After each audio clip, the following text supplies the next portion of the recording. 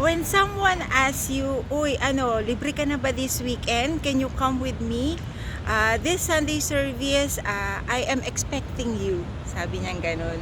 So, consider that someone, that person who is inviting you, an angel sent by our God. Because you are considered blessed. Kasi inaya ka.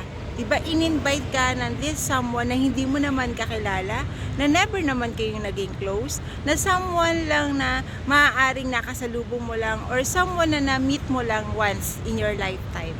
And then, He give you this kind of invitation that I believe that you cannot resist.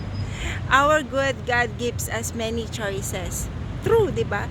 Marami tayong gustong gawin, marami tayong gustong puntahan. And in this many choices that we have in our life, posible na yun yung ikakabuti natin, and posible na yun din yung ikagugulo ng buhay mo when you choose that choice over your life. And that is why I am enlightening you that when someone asks you to come to a church or attend to this particular life group or care group, come and join, come and grab this great opportunity. Kasi I believe that you are the only person na magbe-benefits nun. Bakit?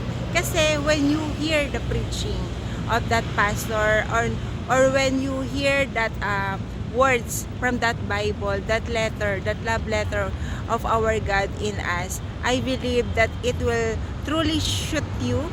It will really benefits you deeper. Kasi magkakaroon ka ng much deeper, much longer, and much extravagant na relationship sa Panginoon. Yes, I believe that you know God.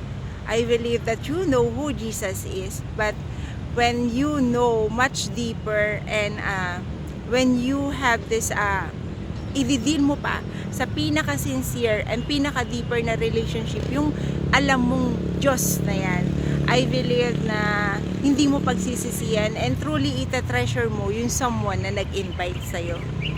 God is love, and He truly moves in His mysterious and amazing way.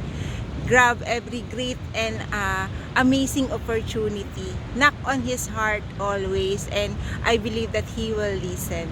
God loves you, and so those people that surrounds you, so those people na na-encounter mo sa bawat araw na ibinigay niya. Be blessed and be amazed.